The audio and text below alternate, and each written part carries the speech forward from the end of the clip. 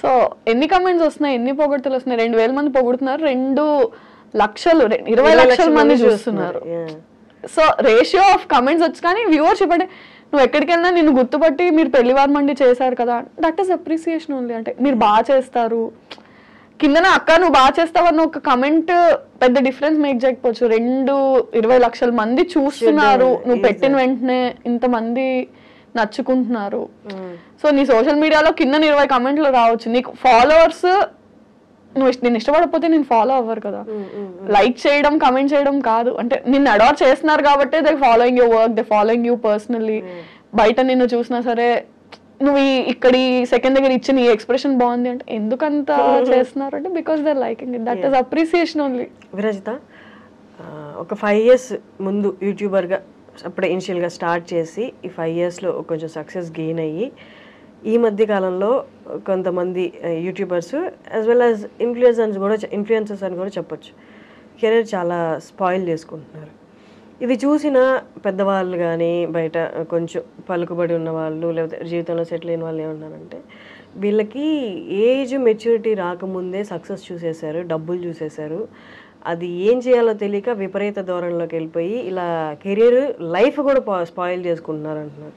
But at the same time సక్సెస్ఫుల్గా వెళ్ళే వాళ్ళు కూడా ఉన్నారు. బట్ ఈ రేషియో ఎక్కువగా అనిపిస్తుంది. What is your take or your comment on that?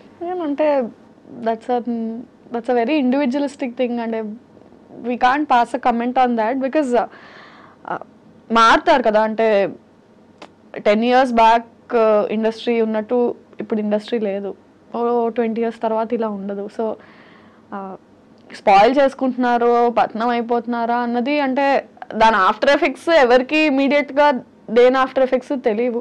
It happened అంటే అది that's a very personal thing and individualistic thing. ఎవరు కావాలని కెరియర్ స్పాయిల్ చేసుకోవాలి అనుకోరు. ఎక్కడో చేసిన ఒక యాక్ట్ అది పైలప్ అయ్యి అండ్ సమ్హౌ బర్స్ట్ అయిపోతుంది మీడియాకి వచ్చేసరికి. అది చిన్నది కూడా భూతద్దం అయిపోయి పోర్ట్రే అవుతుందో మరి that's intentional or unintentional coming out. And maybe public కూడా ఎక్కువ అటాచ్ అయిపోవడం వల్ల వాళ్ళు ఎవరినైతే అభిమానిస్తారో వాళ్ళ మీద చిన్న ఇది వచ్చినా సరే దాన్ని వాళ్ళు తీసుకోలేక బ్యాక్ లాష్ అవ్వడం. అగైన్ అంటే it's a very personal. But ఈ పబ్లిక్గా ఉన్నప్పుడు, పబ్లిక్గా వాళ్ళు విజిబుల్గా ఉన్నప్పుడు, వాళ్ళ వర్క్ విజిబుల్గా ఉన్నప్పుడు డూ యూ థింక్ అంటే వాళ్ళు ఎక్స్ట్రా కాన్షియస్గా ఉండాలి? దట్స్ వాట్ అంటే సీనియర్ యాక్టర్స్ కానీ ఈ ప్రొఫెషన్ ఎప్పటి నుంచో ఉన్న వాళ్ళు చేస్తున్నారు. అది వాళ్ళు ఇంకొక కొంచెం ఎక్స్ట్రా ఉండాలి కేర్ తీసుకుంటారు ఐడియల్లీ. బట్ అంటే ఇట్స్ బోత్ వేస్. అంటే the person has to be extra careful because there is too much attention on you.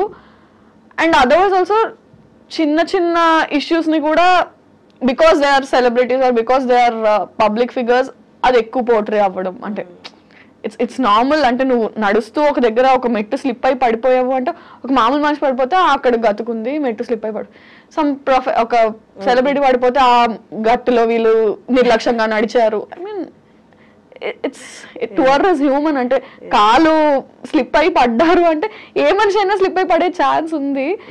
దాన్ని పబ్లిక్ ఫిగర్కి వచ్చినప్పుడు ఎక్కువ పోర్ట్రే చేస్తారు. నార్మల్ పర్సన్ అనేసరికి ఇట్స్ ఓకే, ఇట్స్ ఫైన్ అన్నట్టు ట్రీట్ చేస్తారు. Yeah, they have to be extra conscious and I think the people in media also have to little chill down. I mean, వాళ్ళు మనుషులే కదా.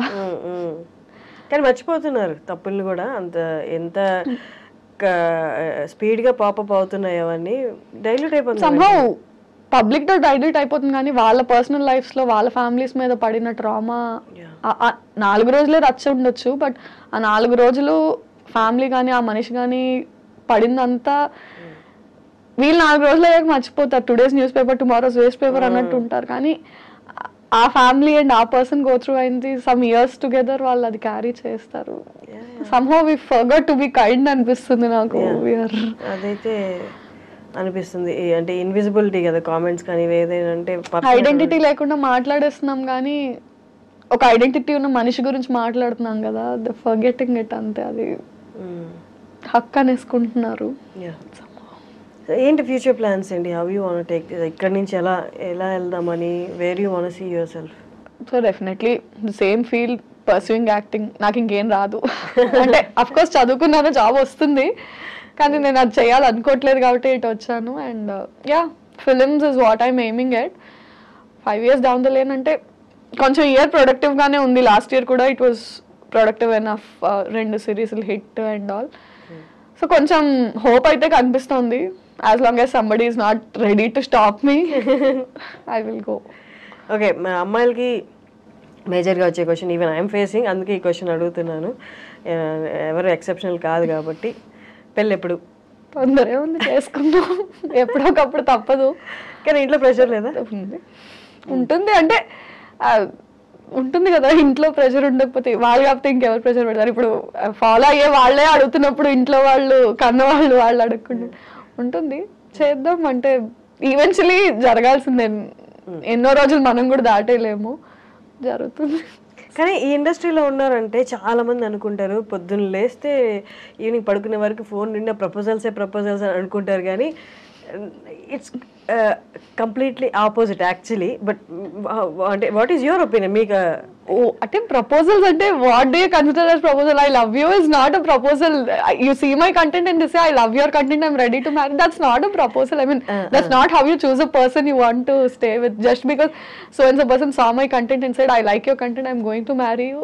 I don't know, దాన్ని మనం proposal లా consider చేయలేము కదా. చాలా ఆస్పెక్ట్స్ ఉంటాయి. బట్ సీరియస్ ప్రపోజల్స్ ఇండస్ట్రీకి వచ్చాక ఉంటాయి. ఐ మీన్ అంటే అది కన్సిడర్ చేసే అంత పెద్దవి కాదు, ఇగ్నోర్ చేసే అంత చిన్నవి కాదు. బట్ అంటే మనకి ప్రపోజల్స్ కన్నా అరే కొంచెం ఆపర్చునిటీస్ ఏమైనా ఇప్పించవా, ఇవి నేను చూసుకుంటానులే, నాకు అది కావాలి, don't help me with this but help me with that. అంటే నీకు నేను కావాలని ఇది అడుగుతున్నా, నాకు అది కావాలి. సో కెరియర్ లో ఆపర్చునిటీస్ ఏమైనా ఉంటే ఇప్పించు అన్నట్టు. బట్ ఇక్కడ ఉన్నప్పుడు పర్సనల్ లైఫ్, రిలేషన్షిప్స్ అనేది కొంచెం ఇబ్బందిగా ఉంటాయి కదా. ఇప్పుడు ఎక్కడ లేచి పరిగెట్టాలి, ఎక్కడికి వెళ్ళాలి, ఏం చేయాలి, నెక్స్ట్ ఏంటనేది ప్రెషర్ ఎక్కువ ఉంటుంది. వాళ్ళకి అంత టైం ఇవ్వలేదు. ఇక్కడ ఉన్న ఫీల్డ్లో ఉన్న వాళ్ళకి రిలేషన్షిప్ మెయింటైనింగ్ చాలా కష్టం అవుతుంది. ఇప్పుడు అదే అంటారు కదా, అంటే ఇంకోటికైతే నువ్వు తీసుకొచ్చి ఎక్స్ప్లెయిన్ చేసి you have to make them understand my field is this. నువ్వు చెప్పడంలోనే నీకు సగం టైం అయిపోతుంది. I mean some days or years into marriage, it will take time for you to explain them that okay na field inta idi how ante danike time ichukuntawa deenike time ichukuntawa.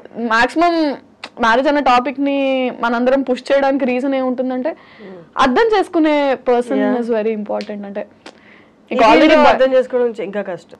అదే అంటే point ఏంటంటే నీకు already నీ career wise, నీ opportunities wise నీకు చాలా tensions, hustles ఉంటాయి. At least marriage and relationship has to bring you peace. అక్కడ నువ్వు హజిల్ చేసి ఎక్స్ప్లెయిన్ చేసుకుంటే ఇక్కడ నువ్వు అంటే అరే ఎక్కడో దగ్గర కేవస్ లేకుండా పీస్ ఉండాలి కదా. మనం మాక్సిమం ఈ టాపిక్ ఎందుకు స్కిప్ చేయడానికి చూస్తాము అంటే నువ్వు ఎవరికి ఇది ఇలా ఉంటుంది నేను ఎక్స్ప్లెయిన్ చేయలేవు. ఇంట్లో వాళ్ళకే ఎక్స్ప్లెయిన్ చేయడానికి ఇన్నేళ్ళు పట్టింది. Again new person you have to explain all this. But ఎందుకులే అనిపించింది, కానీ తప్పదు.